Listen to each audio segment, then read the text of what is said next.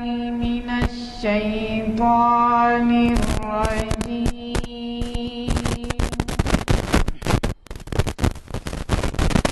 بسم الله الرحمن الرحيم.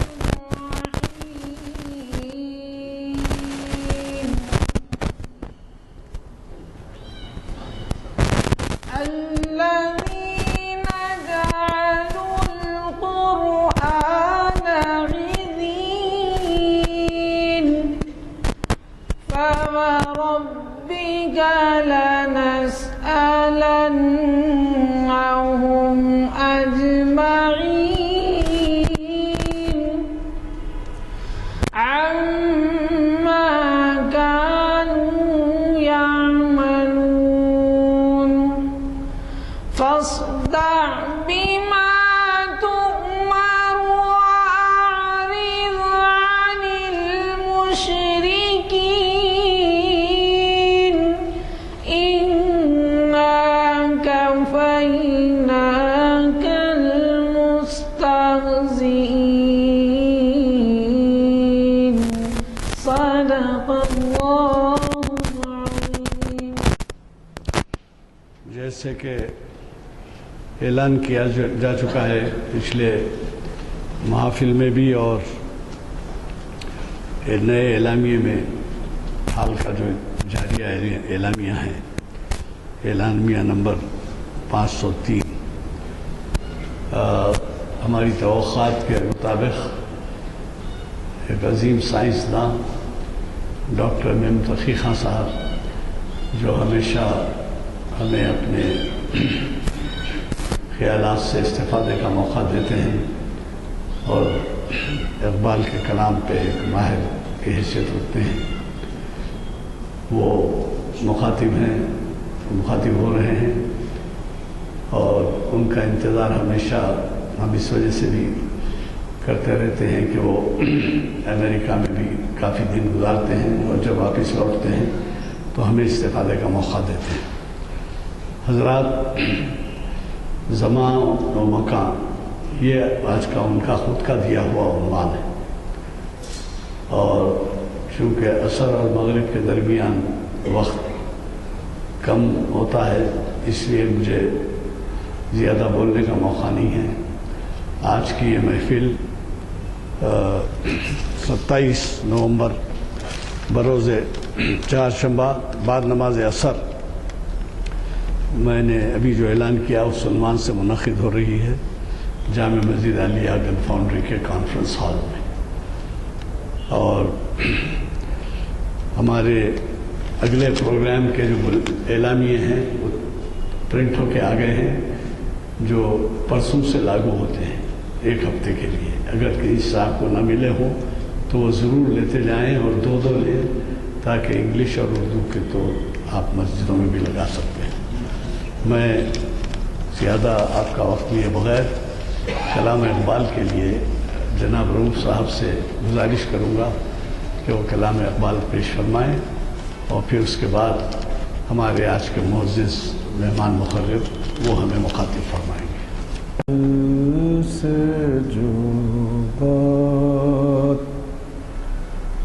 دل سے جو بات نکلتی ہے اثر رکھتی ہے. دل سے جو بات نکلتی ہے اثر رکھتی ہے. پر نہیں طاقت پرواز مگر رکھتی ہے. پر نہیں طاقت پرواز مگر رکھتی ہے. خود سی الاصل ہے رفعت پہ نظر رکھتی ہے. خود سی الاصل ہے رفعت پہ نظر رکھتی ہے، خاک سے اٹھتی ہے، گردوں پہ نظر گزر رکھتی ہے، خاک سے اٹھتی ہے، گردوں پہ گزر رکھتی ہے۔ عشق تھا فتنہ گرو سرکشو چالاک میرا، عشق تھا فتنہ گرو سرکشو چالاک میرا، آسماں چیر گیا نالے بے باک میرا، آسماں چیر گیا۔ پیر گردوں نے کہا سن کے کہیں ہے کوئی، بولے سیارے سرے عرش بری ہے کوئی، چاند کہتا تھا نہیں اہل زمیں ہے کوئی، کہکشاں کہتی تھی پوشیدہ یہیں ہے کوئی، کچھ جو سمجھا میرے شکوے کو تو رضواں سمجھا، مجھے جنت سے نکالا ہوا انسان سمجھا، دل سے جو بات نکلتی ہے اثر رکھتی ہے، پر نہیں طاقت پرواز مگر رکھتی ہے دل سے جو۔ گزارش تشریف لائے دیش پر۔ عرصہ دراز کے بعد آپ حاضر ہوا ہوں، اس کی وجہ یہ ہے کہ پوری تاخیر تو کچھ باعث تاخیر بھی تھا۔ وہ اس سال اقبال کی 75ویں یوم وفات بڑے شان و شوکت کے ساتھ اور بڑے اہتمام کے ساتھ شکاگو میں منائی گئی تھی۔ ویسے تو ساری دنیا میں منائی گئی وہ، لیکن شکاگو میں دو آرگنائزیشنز ہیں، ایک تو Iqbal society of Chicago, Iqbal society of United States ہے وہ شکاگو میں، اور ایک اردو مجلس ہے۔ یہ دو آرگنائزیشن جو ہیں وہ بڑے اہتمام کے ساتھ انہوں نے 75ویں برسی منانے کا فیصلہ کیا، اور ان دونوں محافل میں ایک تو 21 اپریل کو ہوئی اور دوسری 28 کو، دونوں میں صدر تھا، اور انہوں نے میرا انتخاب کیا تھا حیدرآباد سے کیا بلکہ ہندوستان سے، اور بھی ڈیلیگیٹ دوسری جگہ سے بھی آئے تھے، تقی عابدی کینیڈا سے آئے تھے وہاں پر، اور اس طریقے سے ہم 21 اور 28 کو میں نے دو محفلوں سے وہاں مخاطبت ہوئی تھی میری۔ 28 کی جو اردو مجلس ہے اس کے کنوینر امین حیدر ہیں، انہوں نے مجھ سے خواہش کی اور لوگوں کی خواہش تھی، اور وہاں پر شامبرگ کی لائبریری میں یہ محافل ہر تھرڈ سنڈے کو ہوا کرتی ہیں جس میں شریک ہوتا ہوں وہاں پر۔ اس میں انہوں نے مجھ سے خواہش کی تھی کہ آپ یہ پوری تقریر اپنی جو بھی کرنا چاہ رہے ہیں اردو میں کیجئے جیسے، اور شرط یہ ہے کہ انگریزی کا ایک لفظ بھی اس میں آنے نہ پائے، آپ صرف اردو میں کیجئے۔ تو میں نے اس کے حکم کی تعمیل کی، اور آج بھی گسی وہی ہے کہ وہ آپ انشاءاللہ انگریزی کا ایک لفظ بھی جو ہے اس میں نہیں آئے گا۔ تو اس سے معلوم ہوتا ہے کہ اردو کی کتنی وسعت ہے اس زبان کی جو ہے، اور ہر قسم کے خیال کو اردو زبان میں ادا کیا جا سکتا ہے، اور جناب والا ہم تو اس زمانے کی پیداوار ہیں، اب تو تاریخ بن کر رہ گئے ہیں ہم لوگ اس زمانے کے، جبکہ اردو ہمارا اوڑھنا بچھونا کھانا پینا ہر چیز اردو تھی۔ اور میں اور میرے والد نواب مرزا حبیب اللہ خان بہادر یار جنگ کے بہت قریبی دوستوں میں سے، اور عثمانیہ یونیورسٹی کے صفحے اول کے طلباء، اور پہلا جو بیچ تھا آرٹس کا BA کا، اس میں جو تھے، اس طریقے سے وہاں پر اقبال کے کلام کو آگے بڑھانے میں بہادر یار جنگ کا بڑا ہاتھ تھا۔ آپ نے نام سنا ہوگا ان کا، جو ہے سو مجلس اتحاد المسلمین کے بانی تھے، اور دارالسلام انہوں نے بنایا وہاں، اور وہاں کے در و دیوار پر اقبال کے کلام کو ثبت کر دیا۔ اس طریقے سے اقبال سے حیدرآباد کے لوگ متعارف ہوئے۔ اور دوسری چیز جو میں نے شکاگو میں کہی اور یہاں کہنا چاہتا ہوں، انہی لوگوں کا ساتھ تھا۔ اقبال 1936 میں حیدرآباد تشریف لائے تھے، اور ان کا سیریز ہے ریکنسٹرکشن آف اسلامک تھاٹ، ان کے لیکچر سے مدراس میں۔ میں کم سن تھا لیکن مجھے بہت اچھی طریقے سے یاد ہے۔ میں نے، آپ لوگوں نے تو اقبال کو سنا ہے، میں نے اقبال کو دیکھا بھی ہے اور سنا بھی ہے۔ تو اس طریقے سے وہ جو بچپن کے نقوش تھے اقبال کے متعلق، وہ آگے بڑھے، اور پھر میں نے ہم اپنے والد سے الگ سائنس کو اختیار کیا، اور سائنس میں ہم آگے بڑھے، لیکن اقبال کے شغف ہمیشہ ساتھ رہا۔ تو میں نے کہا کہ کس طریقے سے دونوں کو ایک جگہ کر دیا جا سکتا ہے، تو میں نے کتابیں 2 لکھی تھیں۔ اقبال کا سائنسی منہاج فکر، scientific trends in the thought of Iqbal, اور انسان اور کائنات فکر اقبال کی روشنی میں۔ ان دونوں کتابوں کا ترجمہ انگریزی میں ہو چکا ہے، انشاءاللہ اب جو ہے وہ بہت جلد آئے گا۔ تو اس طریقے سے اقبال سے دلچسپی بھی مجھے بچپن سے ہی رہی ہے، اور اس کی وجہ سے میں اس کو کنٹینیو کر رہا ہوں۔ اور اس جگہ پر جہاں پر یہ تقاریر ہو رہی ہیں، اس کے بانی جبیب، وہ اس زمانے میں خلیل اللہ حسینی جو ہے وہ اقبال سوسائٹی کے وہ صدر تھے، اور اس طریقے سے انہوں نے اس کی بھی داغ بیل رکھی۔ تو شروع کے جو تقریباً 40 یا 50 لیکچرز تھے یا 30 لیکچرز تھے، ظہیر الدین صاحب نے اس کو دیا۔ اس کے بعد ہم لوگ دیتے رہے، میرے بھی تقریباً 100 یا 125 یا اس سے بھی زیادہ لیکچر جو ہے یہاں پر دیے جا چکے ہیں۔ تو بہرحال اس سے بڑا قدیمی تعلق ہے، اور حیدرآباد ہی ایک ایسا مقام ہے، میں اس کا وہاں پر شکاگو میں نے کہا تھا، جہاں اقبال کا ذکر ہر ہفتہ کیا جاتا ہے۔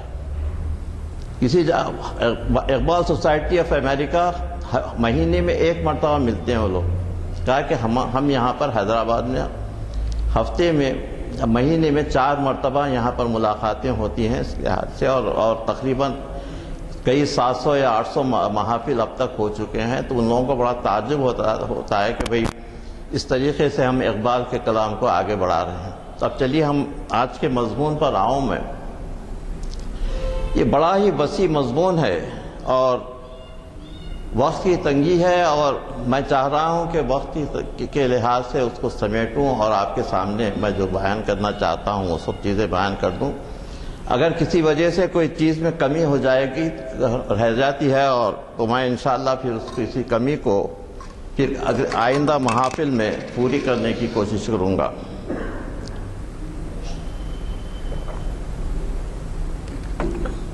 اب چلیے زمان کے مجھ سے شروع کرتے ہیں۔ زمان کیا ہے؟ زمان کی تعریف اگر آپ کرنا چاہیں تو بڑی مشکل ہے، لیکن زمان کی تعریف یہ ہے کہ زمان وقت کے بہاؤ کو کہتے ہیں۔ وقت کا ایک بہاؤ ہے، وقت ٹھہرا ہوا نہیں ہے، وقت کا بہاؤ ہے، یہ وقت کے بہاؤ کا نام ہے زمان۔ اب مکان کیا ہے؟ مکان کسی شے کے تشخص کا اور فکس کرنے کا نام ہے مکان۔ مکان کی کوئی شکل نہیں ہوتی، جو شے مکان میں جاتی ہے اس سے وہ مکان کی شکل آ جاتی ہے۔ مکان کی اپنی کوئی شکل نہیں ہے۔ تو اس طریقے زمان و مکان کے دو. اب یہ ہے کہ زمان اور مکان میں جو چیزیں رہتی ہیں، اور یا تو ایک شے یا دو اشیاء زمان و مکان میں جو ہیں، اس میں یہ ہے کہ مکان میں ایک نقطے سے دوسرے نقطے تک کی جو حرکت ہوتی ہے جی، اس کو رفتار کہتے ہیں، اور اس کے لیے جو وقت صرف ہوتا ہے جی، جو ایک نقطے سے دوسرے نقطے تک جانے کو، اس کو رفتار کہتے ہیں. تو رفتار کا ذکر آئے گا آگے، اور اس طریقے سے رفتار کا یہ کانسیپٹ جو ہے سو وہ ایک نقطے سے دوسرے نقطے کی منتقلی کا نام ہے رفتار. لیکن اس میں دو چیزیں ہیں. آپ جو وقت کا تعین کرتے ہیں کہ کس طریقے سے کرتے ہیں سلطان، تو زمان اور مکان کا جو ایک چوکھٹا ہوتا ہے، میں آگے چل کر آئنسٹائن کا نظریہ آپ کے سامنے پیش کرنا چاہتا ہوں، اضافیت کا، ریلیٹیوٹی کا. اس کے لحاظ سے زمان اور مکان کا ایک چوکھٹا ہوتا ہے. دو واقعات جو ایک ہی زمان و مکان کے چوکھٹے میں ہوتے ہیں، تو وہ یہ دو واقعات کو ایک ہی وقت میں آپ کاؤنٹ کر سکتے ہیں. اس کو ہم وقتی کہتے ہیں. سائملٹینیٹی جو ہم وقتی، تو میں نے کہا کہ ہم وقتی اگر شاید مشکل اگر لفظ ہو تو اس کا ٹرانسلیشن میں کر رہا ہوں. سائملٹینیس، یہ سائملٹینیٹی جو ہے وہ دونوں اگر ایک ہی زمان و مکان کے چوکھٹے میں ہو تو اس وقت ہم وقتی ہوتی ہے، ورنہ ہم وقتی نہیں رہتی ہے. اگر ایک شے ایک زمان و مکان کے چوکھٹے میں ہے اور دوسری شے دوسری زمان و مکان کے چوکھٹے میں ہے، تو یہ دونوں جو ہے ہم وقت نہیں ہو سکتے، وقت کا تعین نہیں ہو سکتا. آئنسٹائن کے اسپیشل تھیوری آف ریلیٹیوٹی ہے، خاص نظریہ اضافیت، اس سے لحاظ سے اس کو ایکسپلین کیا جا سکتا ہے، جس کے متعلق میں آگے آپ کے سامنے ذکر کروں گا. اب ایک چیز کی اور اہم تشریح یہاں پر کرنا چاہتا ہوں جو بہت ہی اہم ہے، وہ یہ کہ رومن اور گریک کانسیپٹ جو تھا زمان و مکان کا، وہ بالکل الگ تھا آج کے لحاظ سے. گریکس جو تھے وہ زمان و مکان کو 2 ڈائمینشن سمجھتے تھے. ان کے پاس ڈیپتھ کا کوئی اندازہ نہیں تھا، کہ صرف لمبائی اور چوڑائی. تو اس لیے جتنے گریک آرٹ کے نمونے ہیں وہ سارے کے سارے 2 ڈائمینشنلس ہیں. وہ ان کے پاس 3rd ڈائمینشن کا، بلندی کا یا ڈیپتھ کا کوئی تصور بالکل اس میں نہیں ہے. ایک فلاسفر گزرا ہے جس کا نام ہے زینو. تو زینو کا فلسفہ یہ تھا کہ یہ 2 ڈائمینشنل جو زمان و مکان ہے، اس کے اگر بہت ہی چھوٹے ٹکڑے کر دیے جائیں، تو اس کے بعد بیچ میں کوئی اگر جگہ نہ ہو تو ایک مقام سے دوسرے مقام تک جا ہی نہیں سکتے اس کے اندر جی. تو اس نے حرکت سے انکار ہی کر دیا اور کہا کہ حرکت بالکل نہیں ہو سکتی اس جی. اور ہر چیز جو ساکن ہے، تو اس لیے ان کے جتنے اسٹیچوز ہیں وہ سب ساکن تھے، اور حرکت کا بالکل تصور، حرکت کا تصور سب سے پہلے اسلام نے پیش کیا. اور 3rd ڈائمینشن کا سب سے پہلے اسلام نے پیش کیا. سورہ ملک کی آیت، الذی خلق السماوات والارض طباقا، ہم نے زمین اور آسمان کو تہ بتہ پیدا کیا ہے. دیکھیے، یہ زمین و آسمان کو تہ بتہ پیدا کیا. تو یہ تہ بتہ کا جو تصور ہے، اس میں آپ کو 3rd ڈائمینشن آ جاتا ہے. ڈیپتھ کا تصور ساتھ ہی اس کے آ جاتا ہے کہ ڈیپتھ بھی اس کے ساتھ ساتھ ہے، لینتھ اور بریتھ کے ساتھ ڈیپتھ کا 3rd ڈائمینشن کا.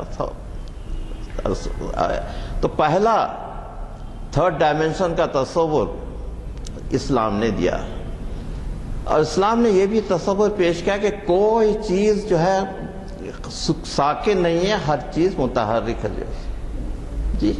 سورہ یاسین کی آیت، کل فی فلک یسبحون، ہر چیز جو ہے اسپیس میں جو ہے وہ تیر رہی ہے، سب کوئی سکوت ہے نہیں. تو اقبال کہتے ہیں کہ فریب نظر ہے سکون و ثبات، تڑپتا ہے ہر ذرہ کائنات. جی اور یہ فریب نظر ہے سکون و ثبات. تڑپتا ہے ہر ذرہ کائنات. تو اس طریقے سے ہر چیز جو ہے وہ بالکل رواں دواں ہے اور ہر چیز ڈائنامک ہے, کوئی چیز اسٹیٹک نہیں ہے سب کا. اسی لحاظ سے انسان کی زندگی بھی ڈائنامک ہے. سمجھتا ہے کہ تو راز ہے زندگی, فقط ذوق پرواز ہے زندگی. تو زندگی کو اقبال کہتے ہیں کہ وہ ذوق پرواز ہے. اور حضور کی ایک حدیث ہے کہ تمہارا کل اگر آج سے بہتر نہ ہو تو تمہاری زندگی موت سے بدتر ہے جیسے. جی تو ہمارے نوجوانوں کے لیے ہے کہ تمہارا کل جو ہے آج سے بہتر ہونا چاہیے. جی اور اگر بہتر نہ ہو تو ہے تو وہ زندگی جو ہے موت ہے. یہ حضور کا. تو ڈائنامزم جو ہے اسلام میں یہ ہے کہ پہلے اس کائنات کو بھی لوگ سمجھتے تھے کہ جو ہے یہ کائنات جو ہے سکونی ہے.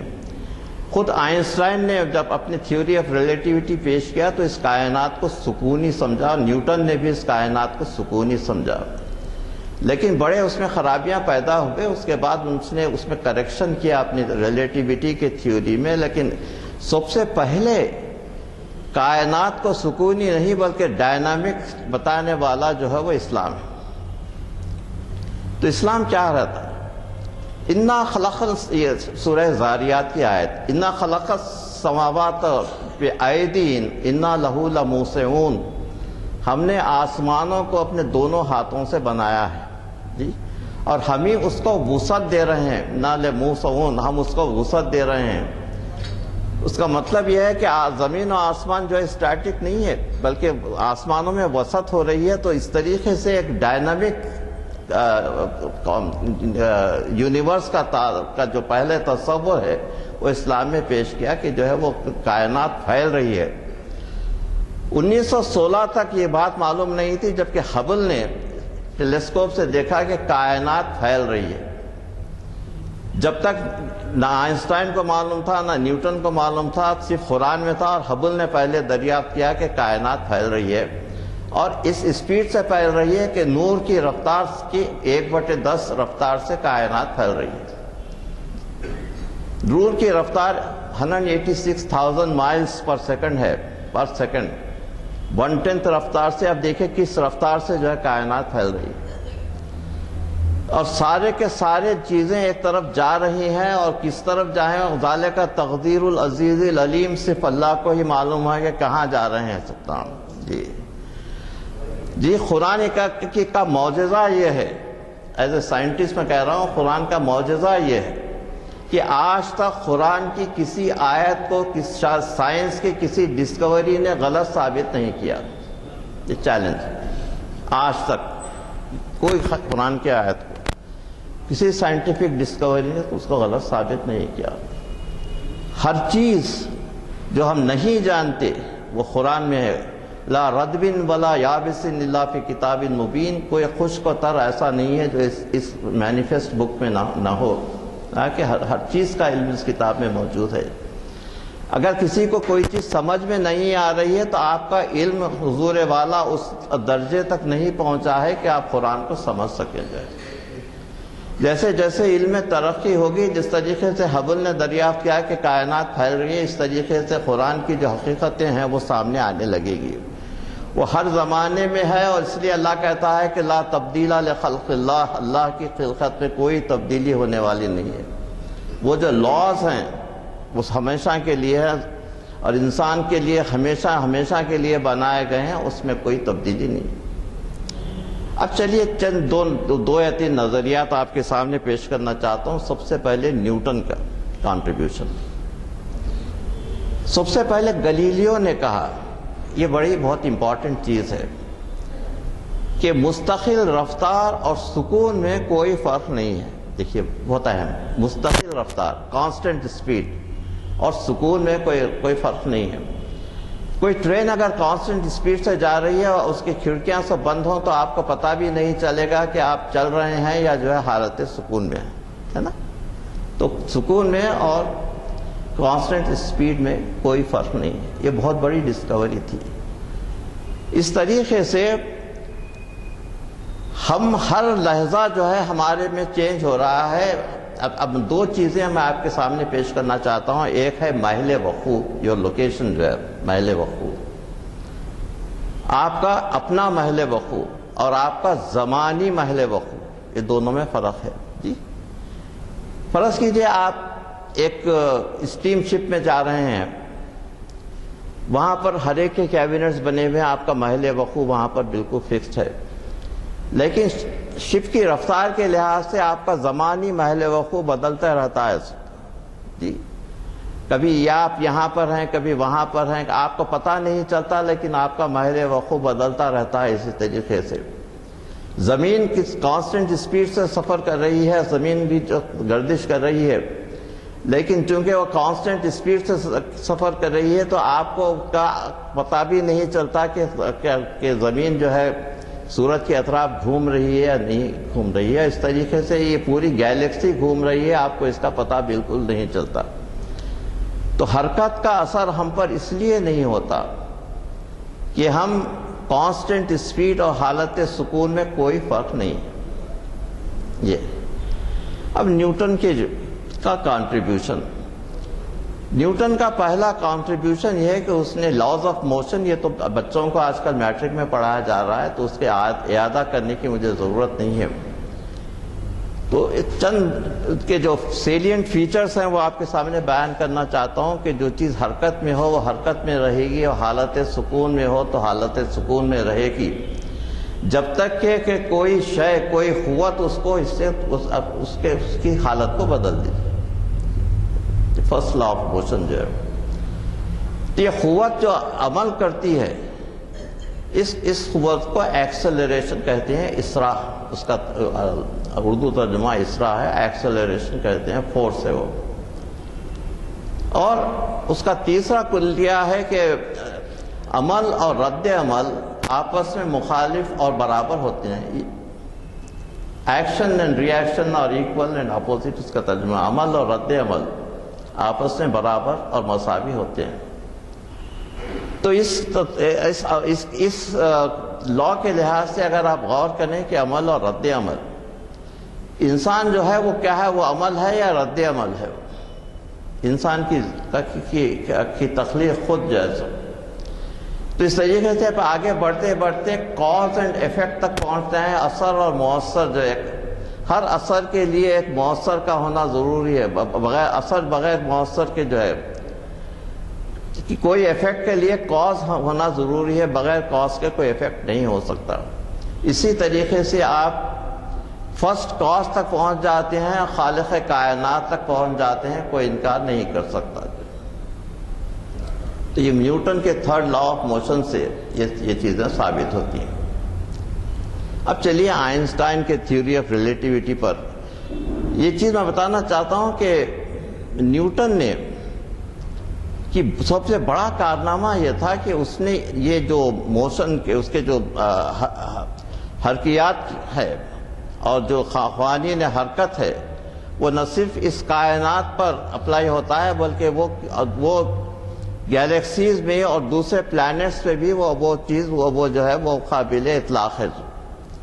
اس طریقے سے اس نے دیکھا کہ چاند گہن اور سورج گہن کے ہونے کے جو ہے اس نے بہت ہی ایکوریٹلی جو ہے بہت ہی صحیح طور پر ان کے وقت کا جو ہے تعین کیا. اور اس کے بعد لوگوں کو بڑا تعجب ہونے لگا کہ یہ زمین پر رہ کر سورج گہن اور چاند گہن کے جو ہے وہ اوقات کا تخمینہ یہاں پر کیلکولیٹ کر رہا ہے. یہ ساری چیزیں اس نے کیلکولس، آپ سب واقف ہیں کیلکولس ایک برانچ ہے میتھمیٹکس کی جو ہے جو بہت ہی اہم ہے. اور کیلکولس جو ہے کس نے دریافت کی سب سے پہلے؟ اس کیلکولس کو کہتے ہیں احصاء، علم احصاء. یہ عربوں کا نکالا ہوا ہے. کیلکولس کو سب سے پہلے عربوں نے نکالا. ٹریگنومیٹری کو عربوں نے نکالا ہائٹس آف ماؤنٹینز پہلا معلوم کرنے کے لیے. حضور والا یورپ جب جہالت کے عالم میں تھا اور کچھ نہیں تھا ان کے پاس جی، اور شمع روشن تھی علم کے یہاں پر اس وادی کا کوہن میں اقبال کہتے ہیں جی. تو اور دوسری جگہ کوئی چیز نہیں، تو ساری کی ساری چیزیں یہ مسلمانوں کی دین ہے سلطان۔ ایک اور چیز جو نیوٹن نے کہا کہ اس نے اپنے اس حرکت کے کلیات کو معلوم کرنے کے لیے ایک مستقل مکان اور مستقل زمان، کانسٹنٹ اسپیس اور کانسٹنٹ ٹائم کا خیال تخیل پیش کیا، اور اس کے ریفرنس سے، اس کی نسبت سے اس نے دوسری چیزوں کو کیلکولیٹ کیا۔ لیکن آئنسٹائن کی تھیوری آف ریلیٹیوٹی سے ثابت ہوا کہ کوئی چیز کانسٹنٹ اسپیس اور کانسٹنٹ ٹائم نہیں ہے، بلکہ دونوں جو ہے اضافی ہیں۔ اب چلیے آپ کو آئنسٹائن کے خاص نظریہ اضافت، اسپیشل تھیوری آف ریلیٹیوٹی، جس کو اس نے پہلے پیش کیا 1905 میں۔ یہ 1905 وہی وقت ہے جبکہ اقبال نے اپنے کلیات کو جو سب سے پہلے کلیات اقبال جو اردو کا کلام ہے ان کا 1905 میں سب سے پہلے سامنے آیا۔ آئنسٹائن کے وقت سے بہت واقف تھے اقبال جیسے، تو پوری نظم انہوں نے کلیات میں ایک آئنسٹائن کے متعلق لکھی ہے۔ آپ پڑھیے کلیات میں آئنسٹائن کے متعلق ان کی ایک نظم ہے، بڑی تعریف کی ہے اس کی جیسے۔ کہا کہ وہ حضرت موسیٰ کے ماننے والوں میں ایک ہی ہے جو صاحب ظرف نکلا جیسے۔ اس کے اقبال کے لیے لکھ رہے ہیں کہ وہ ایک ہی ہے، اقبال لکھتے ہیں کہ وہ آئنسٹائن ایک ہی صاحب ظرف نکلا۔ اور واقعی دیکھیے اللہ سب سے پہلے بڑا مباحث اور اللہ کو ماننے والا۔ اب جتنے سائنٹسٹ آپ اس وقت ہو رہے ہیں وہ سارے کے سارے بائی فیشن جو ہے ایتھیسٹ ہوتے چلے جا رہے ہیں، لیکن آئنسٹائن کے دیکھیے اس کا ریلیجن اینڈ سائنس کا کتاب ہے ویرنر کی، وہ آپ پڑھ کر دیکھیے اس کے جو خیالات ہیں۔ اور اپنی ہر ڈسکوری کے بعد آئنسٹائن جو ہے وہ اللہ کا شکر ادا کرتا تھا۔ تو اس نے نظریہ اضافیت جو ہے 1905 کی ہے، اس میں وہ کیا ہے؟ بہت ہی سمپل، آپ لوگوں کو بہت آسان طریقے سے میں اس کے سامنے آپ کے سامنے پیش کرنا چاہتا ہوں، ساری اس کی میتھمیٹکس کو چھوڑ کے جو ہے وہ تھا کہ کیا نور کو ہم پکڑ سکتے ہیں؟ نور کی شعاعیں میں بیٹھا ہوا تھا، اسٹڈی کر رہا تھا اور لائٹ ریز جو آ رہے تھے، نے کہا کہ ہم کیا اس نور کو پکڑ سکتے ہیں؟ یہ ہے نا کہ بھئی اگر ایک سواری کو اگر آپ اس کا تعاقب کریں تو اس کو آپ زیادہ اسپیڈ سے جائیں تو آپ اس کو پکڑ سکتے ہیں، تو کہا کہ کیا نور کو کی رفتار کو آپ تبدیل کر سکتے ہیں؟ کیا نور کو آپ پکڑ سکتے ہیں؟ تو اس نتیجے پہنچا کہ آپ نور کو پکڑ نہیں سکتے۔ نور کی جو رفتار ہے 1,86,000 میل پر سیکنڈ، یہ اللہ کی ایسی دین ہے، اس کو کوئی چینج نہیں کر سکتا۔ یہ نور کی رفتار بالکل کانسٹنٹ رہے گی، دوسری چیزیں بدل سکتی ہیں مگر نور کی رفتار کو کوئی چینج نہیں کر سکتا۔ پھر اس نے اس کے متعلق سوچنا شروع کیا اور کہا کہ ڈائمنشنز کا جو اس زمانے میں تصور تھا 3 ڈائمنشنز کا، لینتھ، بریتھ اور ہائٹ، اس نے وقت کو بھی ایک ڈائمنشن بنا کر اس کے ساتھ شامل کر دیا، تو اس لیے 4 ڈائمنشنل جو ہے اسپیس اینڈ ٹائم جو ہے، مینسکوویسکی اس کا استاد تھا، اس کے لحاظ سے یہ 4 ڈائمنشنل اسپیس ٹائم۔ تو وقت اور زمان اور مکان الگ نہیں ہے، بلکہ زمان مکان ایک ہی حقیقت ہے۔ اسلام کا بھی یہی تصور ہے کہ زمان اور مکان ایک ہی حقیقت ہے، زمان اور مکان الگ نہیں ہے، زمان اور مکان ایک ہی حقیقت ہے۔ اس کے 2 نتائج آپ کے سامنے پیش کرنا چاہتا ہوں۔ ابھی میں نے کہا تھا کہ ہم وقتی اگر آپ دیکھنا چاہتے ہیں کہ کوئی واقعہ جو ہے اگر 2 جگہ واقع ہوا ہو تو کس وقت ہوا، اگر ایک ہی فریم میں ہے زمان و مکان کے تو وہ ہم وقتی ہو سکتی ہے، نہیں۔ آئنسٹائن نے دریافت کیا کہ اگر ایک شے بہت تیز رفتار سے سفر کر رہی ہے، ویلاسٹی آف لائٹ کے بالکل قریب یا 1/10 آف دی جو بھی ہے، بہت تیز رفتار سے سفر کر رہی ہے، اور میجر کرنے والی جو چیز ہے، جو گھڑی ہے، وہ ساکن ہے، وہ شے جو ہے سفر کر رہی ہے اور وہ گھڑی ساکن ہے، جس سے اس کا ٹائم معلوم کیا جا رہا ہے۔ تو جو تیز رفتار شے ہے بڑی خاص چیز ہے. آپ دیکھیے، آپ قرآن کے لیے جو ہے آپ یقین تو خیر ہم مسلمان ہیں، لیکن ان چیزوں سے ہماری عقیدت میں اور تقویت ہوتی ہے. اگر اس کا وقت معلوم کر لیا جائے تو اس کا وقت جو ہے بالکل ڈھیلا پڑ جاتا ہے، سلو ہو جاتا ہے وقت جو ہے، اور اس کی جو اسپیس ہے وہ اسپیس اس کی سکڑ جاتی ہے. تو اس کا مطلب یہ ہے کہ اس تیز رفتار سواری میں جو چیز ہے اس کا اگر ایک دن ہو یا ایک گھنٹہ ہو یا ایک گھنٹہ ہو تو وہ آپ کے ہزاروں سال کے برابر ہوگا. ایک گھنٹہ دنیا کے ہزاروں سال کے برابر ہوگا. جی اب اللہ کیا کہہ رہا ہے سورۃ حج میں؟ الیوم عند ربکم کأنہ الف سنۃ مما تعدون. تمہارا ایک دن، اللہ کا ایک دن تمہارے 1000 سال کے برابر. قرآن میں سورہ حج کی آیت. اور سورہ تعارج میں ہے کہ تعرج الملائکہ و روح یومن، اللہ کے پاس ملائکہ اور روح حاضر ہوں گے ایک دن میں جس کی قیمت یا جس کی لمبائی یا لینتھ جو ہے وہ ایک دن کی تمہارے 50,000 سال کے برابر. جی ایک دن 1,000 سال کے برابر، ایک دن اللہ کا ہمارے 50,000 سال کے برابر. تو اس طریقے سے اللہ کا وقت جو ہے وہ کیا کل یومن ہوا فی شان. اللہ کے ہر دن جو ہے ایک نئی شان ہے اللہ کی، جو ہے کل یومن فی شان، جو اس کا جو ہے سب ہر چیز جو ہے اس کی ہر آن ایک نئی شان ہے اس کی، اور جو ہے اس 50,000 سال اور 1,000 سال.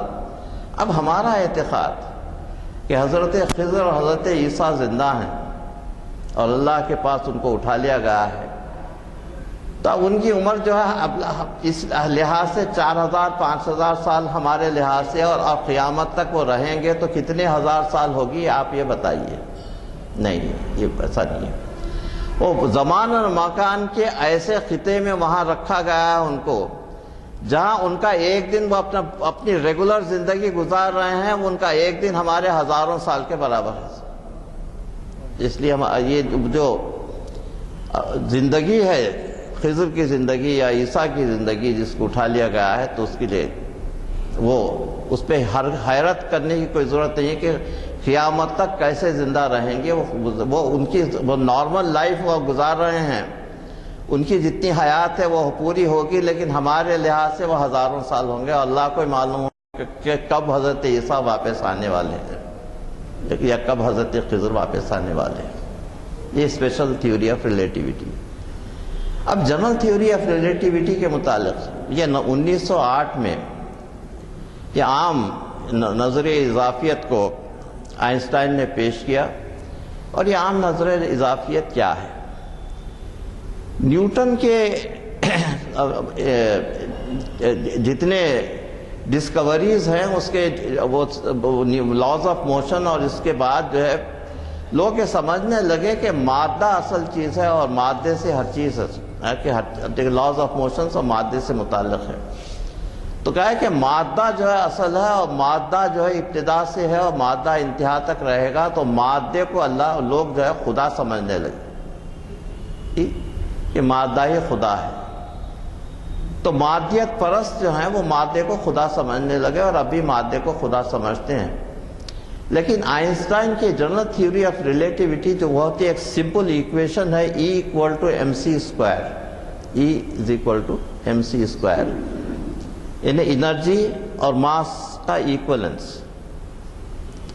کہا کہ مادہ اور توانائی ایک ہی سکے کے دو رخ ہیں. مادہ کوئی اصل چیز نہیں ہے، توانائی کوئی اصل چیز نہیں ہے. مادہ اور توانائی دونوں ایک ہی سکے کے دو رخ ہیں. اس ونڈرفل ڈسکوری کے بعد مادے کی جو اہمیت رہ گئی تھی کہ مادہ ہر چیز کہتے ہیں، مادہ نہیں ہے بلکہ مادہ توانائی ہے، توانائی مادہ ہے. بلکہ دو چیزیں ہو گئی، ایک مادہ ہو گیا، ایک توانائی ہو. اور ہمارے لحاظ سے مادہ اور توانائی دونوں کا خالق کائنات ہے. مادہ اور توانائی دونوں خالق کائنات. اور اللہ ہمارے پاس ہمارا عقیدہ یا ہمارا ایمان یہ ہے قرآن شریف کہ اللہ جب ارادہ کرتا ہے، اراد اللہ شیئا ان یقول لہ کن فیکون، کن کرنے سے پہلے وہ فیکون وہ چیز ہو جاتی ہے۔ تو جب کوئی چیز، اور ہم یہ کہتے ہیں کہ اللہ جو ہے ہر چیز، کوئی چیز وہاں پر موجود نہیں تھی، اللہ ہر چیز کا خالق ہے۔ ایکس نہیلیو، کوئی کسی چیز کوئی نہیں تھی، وہاں سے کوئی چیز پیدا ہوئی۔ کوئی چیز نہیں تھی، چیز کیسے پیدا ہوئی؟ حکم جو اللہ کا کہا وہ انرجی ہے، اور یکفع فیکون کے ساتھ وہ مادے میں تبدیل ہو جاتا ہے۔ صلوات، یہ قرآن کی جو ہے موجودہ کن فیکون، کہ اللہ کی مرضی جو ہے وہ مادے میں تبدیل ہو جاتی ہے۔ اس طریقے سے پہلا مادہ پیدا ہوا، تو مادہ خود بخود پیدا نہیں ہوا، نہ مادہ پہلے سے موجود نہیں تھا، یہ اللہ کا حکم ہے جس کی وجہ سے مادہ پیدا ہوتا ہے۔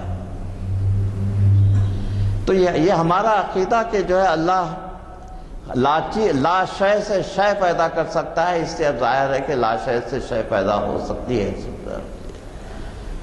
اس کے علاوہ اب اس کا دیکھیں، ہر چیز کی اچھائی کے بھی یوزز ہوتے ہیں، برے بھی یوزز ہوتے ہیں۔ تو اٹامک انرجی جو ہے، ایک چھوٹا سا ماس جو ہے کئی گنا انرجی میں تبدیل ہو جانا چاہیے۔ اٹامک بام کا بنانے کی یہی چیز محرک ہوئی، اسی سے اٹامک بام بنا، اور اسی سے فیوژن ریاکٹرز ہوئے، اس سے جو ہے آپ پرامن طریقے سے بجلی پیدا کر سکتے ہیں، اور انسانیت کے لیے بہت بڑا عنایت ہے اللہ کی کہ جو ہے وہ نیوکلیئر انرجی سے آپ انرجی پیدا کر سکتے ہیں۔ وہ ایران یہی چاہتا ہے کہ نیوکلیئر انرجی سے انرجی پیدا کرے، اور اٹامک بام بنانے کا کوئی اس کا طریقہ کوئی ارادہ نہیں ہے۔ اٹامک بام جن کے پاس ہے ان کے پاس ہے، نہ خواہ کہ وہ ڈر پھیلا رہے ہیں کہ کوئی اٹامک بام بنا رہا ہے، تو اٹامک بام کوئی نہیں بناتا جو ہے۔ مسلمان کبھی اٹامک بام بنا نہیں سکتے جو ہے، کیونکہ ہمارا مذہب جو ہے امن کا مذہب ہے۔ اسلام جو ہے تسلیم سے ہے، امن سے ہے، تو اسلام امن کا مذہب ہے، اور نہ ہمارے پاس اٹامک بام ہے، نہ ہم کسی کو خواہ کسی کو مارنے کے لیے جا سکتے ہیں۔ یہ بالکل غلط ہے۔ تو انشاءاللہ یہ اب اس کے بہت سے مینیفیسٹیشن وغیرہ ہیں، میں سب چیزوں کو چھوڑ رہا ہوں۔ تو انشاءاللہ کسی اور وقت جو ہے آپ کے سامنے پھر حاضر ہوں گا، اور پھر مغرب کا وقت بھی قریب ہو رہا ہے۔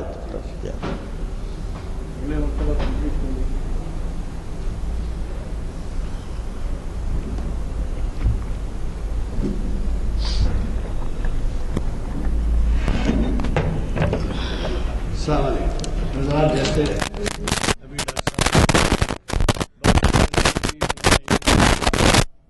کہ یہ ایسا عنوان ہے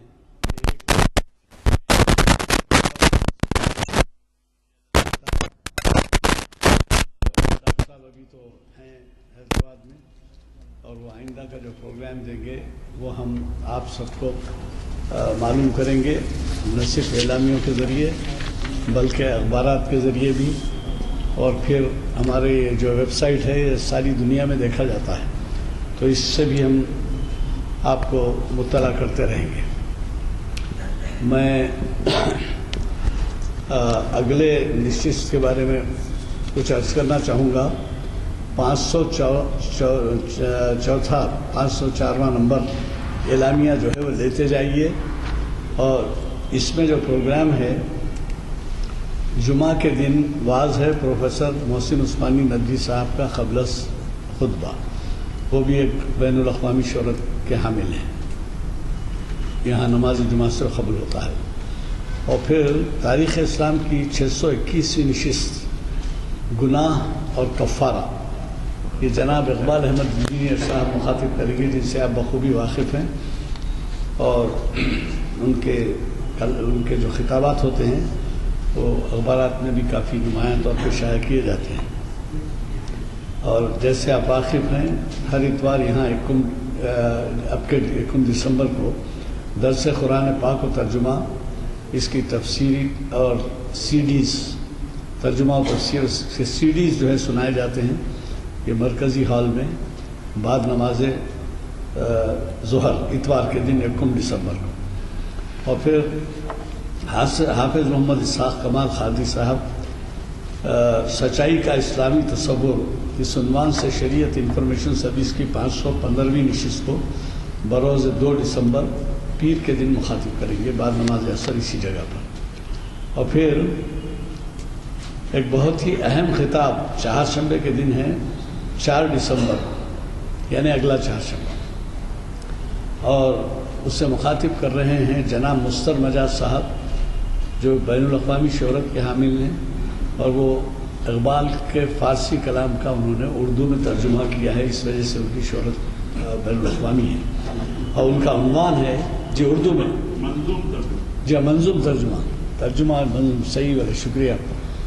وہ آج آنے والے تھے. وہ جو کلام اقبال فارسی میں ہے اس کی بھی اتنی زیادہ اہمیت ہے کہ ہماری 500ویں یا 600ویں نشست میں ہم آل انڈیا کے جو صدر تھے انجمن ترقی اردو کے ڈاکٹر راج بہادر گوڑ، ان کو بلائے تھے اردو ہال میں. تو انہوں نے یہ کہا کہ آپ لوگ اقبال کے 1/4 کلام سے اتنے متاثر ہیں، آپ کو پتہ ہی نہیں ہے کہ ان کا 3/4 کلام فارسی میں ہے، اور اس سے آپ کیا واقفیت رکھتے ہیں. تو اس وقت سے ہمارا مستر مجاز صاحب کی قدردانی کا موقع ہوا کہ وہ جو ہے منظوم ترجمہ جیسے آپ نے فرمایا وہ کرتے ہیں. تو ان کے بھی 100 سے زائد نشستیں ہو چکی ہیں، اور اب کے اہم عنوان جو ہے اقبال کی نظم شرح اسماء علی حضرت علی مرتضیٰ رضی اللہ تعالیٰ. تو میں آپ سے گزارش کروں گا کہ اگلے چہارشنبے کے دن 736ویں نشست ہے، اس میں بھی شرکت کرنا ہے. میں اللہ کا شکر ادا کرتا ہوں کہ آج اتنی ہماری ہمت افزائی ہو رہی ہے کہ کوئی کرسی خالی نہیں ہے، اور یقین آپ لوگوں کو جاتا ہے کہ آپ تعاون کرتے ہیں اور یہاں کے منتظمین کی ہمت افزائی ہوتی ہے. میں خصوصاً نوجوانوں سے اپیل کرتا ہوں کہ وہ جو ہے فروری مارچ میں تو امتحانات میں مصروف ہو جاتے ہیں، لیکن دسمبر جنوری میں تو کم از کم توجہ کریں اور اقبال سے واقفیت حاصل کریں. خاص اس وجہ سے بھی کہہ رہا ہوں کہ اقبال کے کلام کے وہ جز وہ حصے جو قرآن، حدیث اور تاریخ اسلام سے متعلق ہیں، ان کے بارے میں اقبال کیا کہتے ہیں وہ آپ سن سکتے ہیں، اور اس کی اہمیت جتانا غیر ضروری ہے. آپ جب سنیں گے تو جب آپ کو اندازہ ہوگا. صرف اتنا ہی کہتے ہوئے میں مخاطبات اپنی ختم کرتا ہوں کہ پاکستان تو خیر پاکستان میں اقبال لاہور میں مدفون ہے. ہندوستان میں یہ حال ہے کہ پارلیمنٹ کے کسی اجلاس میں اقبال کو بغیر کوٹ کیے کہ نہیں رہا جاتا.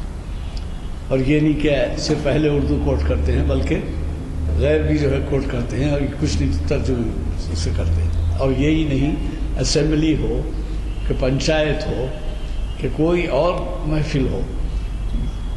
خیر یہ مجھے چندہ بتانے کی ضرورت نہیں ہے کہ ہمارے علماء صاحبین تو کرتے ہی ہیں، ممبر سے کہتے ہیں، محراب سے کرتے ہیں، ہر جگہ کرتے ہیں، لیکن یہ لوگ بھی جو ہے برابر ان کے کلام کو پیش کرتے ہیں. تو میری گزارش ہے کہ اس میں شرکت فرمائیں اور ہمیشہ کے طرح اپنا تعاون. ایک چیز میں ایڈ کرنا چاہتا ہوں کہ سارے جہاں سے اچھا ہندوستان ہمارا اقبال کا دیا ہوا ہے. اگر پارٹیشن نہ ہوتا تو میں سمجھتا ہوں وہ انڈیا کا جو نیشنل اینتھم بنتا، اور آج بھی ہے national anthem, second national anthem. تو میں سمجھتا ہوں کہ ڈاکٹر صاحب کے خطاب سے ہم نے کافی استفادہ کیا ہے. یہ ہماری زبان کے پرچے کچھ انجمن ترقی اردو سے بھیجائے گئے ہیں، رحیم خان صاحب نے بھیجوائے ہیں. جن کسی کے پاس اگر نہ آتا ہو ہماری زبان تو یہ لے سکتے ہیں. یہ 10 نومبر سے متعلق ہیں اور دوسرے بھی ہیں شاید اس سے پہلے. تو چونکہ دعا